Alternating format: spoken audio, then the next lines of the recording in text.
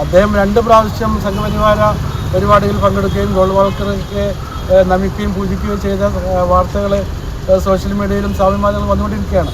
അങ്ങനത്തെ ഘട്ടത്തിൽ എങ്ങനെയാണ് നമ്മൾ സംഘപരിവാറിനെ നിൽക്കുന്ന ആളുകൾക്ക് നമ്മൾ അദ്ദേഹത്തെ കാണാം. തെരഞ്ഞെടുപ്പ് കേരളത്തിലെ 36 മണ്ഡലങ്ങളിലാണ് SDPI മത്സരിക്കുന്നത്. വളരെ നല്ല പിന്തുണയാണ് കിട്ടുന്നത്. മുൻ വർഷങ്ങളെയൊക്കെ അപേക്ഷിച്ച് അല്ലെങ്കിൽ മുൻ തെരഞ്ഞെടുപ്പുകളെ അപേക്ഷിച്ച് കേരളത്തിൽ ഇപ്പോൾ SDPIക്ക് ഒരു വലിയ ജനപിന്തുണ ഉണ്ടായിട്ടുണ്ട്. SDPIയെക്കുറിച്ച് പ്രചരിപ്പിച്ചിരുന്ന തെറ്റായ വ്യാഖ്യാനങ്ങളൊക്കെ ആളുകൾക്ക് മനസ്സിലാക്കാൻ ഈ ഇലക്ഷൻ നമുക്ക് സഹായകരമായി വന്നിട്ടുണ്ട്. ഇപ്പോൾ ഇവിടെ പറവൂരിൽ ഒരു നല്ല മത്സരമാണ് പാർട്ടിയുടെ സംസ്ഥാന സമിതി അംഗമായ VM ഫൈസൽ കാഴ്ചവെക്കുന്നത്. ഞങ്ങളുടെ ഒരു ഫീഡ്ബാക്ക് നല്ല പിന്തുണയാണ് അദ്ദേഹത്തിന് കിട്ടിക്കൊണ്ടിരിക്കുന്നത്. VD സതീശൻ്റെ ഒക്കെ എതിരെയുള്ള ഈ മണ്ഡലത്തിലുള്ള വികാരം അദ്ദേഹത്തിന് അനുകൂലമായി കുറേ വോട്ടായി വരുമെന്ന് തന്നെയാണ് ഞങ്ങൾ പ്രതീക്ഷിച്ചത്. എങ്ങനെയാണ് ഈ തെരഞ്ഞെടുപ്പിൽ എത്ര മണ്ഡലങ്ങളിൽ മത്സരിക്കുന്നുണ്ട്? 36 മണ്ഡലങ്ങളാണ് മത്സരിക്കുന്നത്. ശരിക്കും നമുക്ക് ഏതെങ്കിലും ഒരു മുന്നണിക്ക് നമ്മളുടെ ഒരു പിന്തുണ കൊടുക്കുന്നുണ്ട്? ഒരു മുന്നണിക്ക് ഈ മത്സരിക്കാത്ത മണ്ഡലങ്ങളിൽ ഏതെങ്കിലും മുന്നണിക്ക് മൊത്തമായി പിന്തുണ കൊടുക്കുന്ന കാര്യത്തിൽ ഒരു അന്തിമ തീരുമാനമായിട്ടില്ല. നമ്മളെ സംബന്ധിച്ചിടത്തോളം ഒരുപാട് ഘടകങ്ങൾ ഇതിനെക്കുറിച്ച് പഠിക്കാനുണ്ട്, ആലോചിക്കാനുണ്ട്, സമയം ഇനിയുണ്ട്. അവസാന ഘട്ടത്തിലാണ് തീരുമാനിക്കുക. പ്രത്യേകിച്ചും BJP ജയിക്കുന്ന മണ്ഡലങ്ങളിൽ പ്രത്യേകമായി തീരുമാനമെടുക്കും. അത് കഴിഞ്ഞിട്ട് മറ്റു മണ്ഡലങ്ങളെക്കുറിച്ച് ആലോചിക്കുകയുള്ളൂ. BJP മത്സരിക്കുന്ന മണ്ഡലങ്ങളിൽ ആർക്കായിരിക്കും പിന്തുണ? UDF-ആയിട്ടോ LDF-ആയിരിക്കും? അത് BJP പരാജയപ്പെടാൻ ആർക്ക് വോട്ട് ചെയ്താലാണ് സാധ്യമാവുക, അതിനനുസരിച്ചുള്ള തീരുമാനമായിരിക്കും ഉണ്ടാവുക. അത് LDF-നാകാം, UDF-നാകാം. പറവൂരിലായിരിക്കും പിന്തുണ? പറവൂർ ഞങ്ങളുടെ സ്ഥാനാർത്ഥിയല്ലേ, അതുപോലെ മറ്റൊരാൾക്ക് പിന്തുണ വെക്കുന്ന പ്രശ്നമല്ല.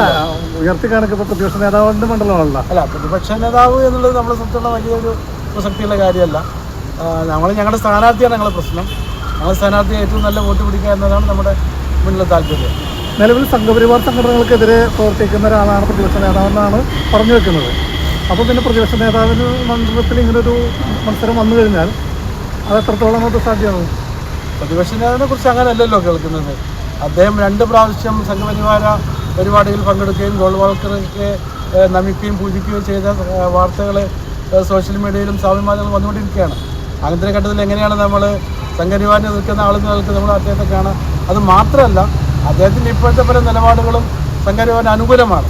കേരളത്തിലെ പല മണ്ഡലങ്ങളിലും SDPIയുടെ വോട്ട് വേണ്ട എന്ന് പറയുന്ന നിലപാട് സംഘപരിവാര സംഘടനകൾക്കും സംഘപരിവാര സ്ഥാനാർത്ഥികൾക്കും ഗുണകരമാണ്. അപ്പോൾ ഒരിക്കലും VD സതീശൻ ഒരു സംഘപരിവാര വിരുദ്ധനാണെന്ന് നമുക്ക് പറയാൻ കഴിയില്ല.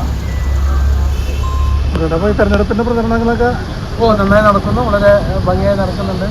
SDPIക്ക് നല്ല ജനപിന്തുണ കിട്ടും. ഈ പ്രാവശ്യം ഒരു നല്ല വോട്ടിംഗ് ഷെയർ കേരളത്തിലെ ഇലക്ഷനിൽ SDPI കരസ്ഥമാക്കും. ഈ സംസ്ഥാനത്ത് ആരായിരിക്കും ഇപ്പോൾ UDF LDF ഒരു ഭരണത്തിലേക്ക് എത്തുക എന്നുള്ളത് എങ്ങനെയായിരിക്കും?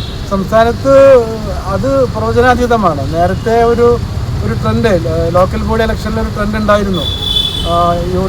UDF-ന് അനുകൂലമായ ഒരു ട്രെൻഡ് പറഞ്ഞിരുന്നു. പക്ഷേ അത് അങ്ങനെ തിരങ്ങി ഇപ്പോഴില്ല. ശരിക്കും നെക്ക് എന്ന് പറയുന്ന രീതിയിലുള്ള ഒരു ഫൈറ്റാണ് നടന്നുകൊണ്ടിരിക്കുന്നത്. പ്രവചനാതീതമാണ്, ഏത് മുന്നണിയും വരാം. ഈ ഭരണവിരുദ്ധ വികാരം ഇല്ല എന്ന് തോന്നുന്നല്ലേ? അങ്ങനെ തന്നെയാണ് നിലപാട്. ഭരണവിരുദ്ധ വികാരം എന്ന് പറയുന്ന രീതിയിലുള്ള ഒരു സംഗതി ഇപ്പോൾ കേരളത്തിലില്ല.